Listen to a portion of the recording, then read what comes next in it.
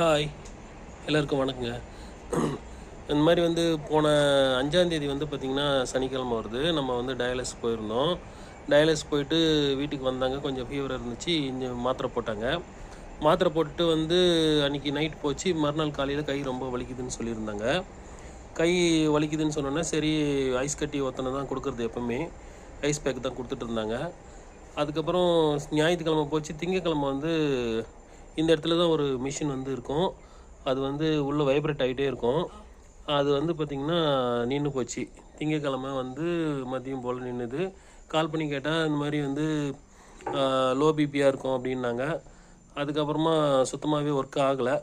சரின்னு சொல்லிட்டு கேட்டதுக்கு 24 மணி நேரத்தில் போங்க, 24 மணி நேரத்துக்குள்ளே நீங்கள் ஆப்ரேஷன் பண்ண ஹாஸ்பிட்டலுக்கு போனீங்கன்னா அவங்க சரி பண்ணுவாங்கன்னு சொன்னாங்க. ஆனால் அது சரி ஆகலை. அதுக்கப்புறமா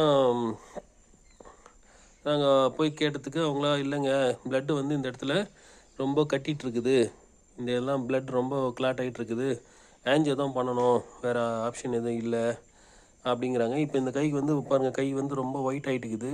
இதில் ப்ளட்டு போகல. எனக்கு நீங்கள் முதல்ல கையை காப்பாற்றுற வழியை பாருங்கள். நீங்கள் ப்ளட் சர்க்குலேஷன் சரியாக போகாதனால அந்த கை அப்புறம் சிரமத்துக்கு ஆகிடும் அப்படின்னு சொல்லிட்டு இப்போ டயாலிஸும் பண்ண முடியல. இப்போ கழுத்தில் போட்டிருக்காங்க. இது கழுத்தில் போட்டு நேற்று புதன்கிழமை கழுத்தில் தான் பண்ணியிருக்கிறோம். இப்போ இமிடியேட்டாக போயிட்டு ஆன்ஜியோ பண்ண சொல்கிறாங்க. ஆன்ஜியோ பண்ணணுன்னா அதுக்கு தனியாரில் 50,000 ஆகுன்னு சொன்னாங்க.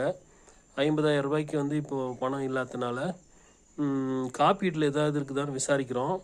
உங்களுக்கு எதனா தெரிஞ்சிச்சுன்னா கொஞ்சம் இமிடியேட்டாக சொன்னீங்கன்னா நல்லாயிருக்கும். நன்றி, வணக்கம்.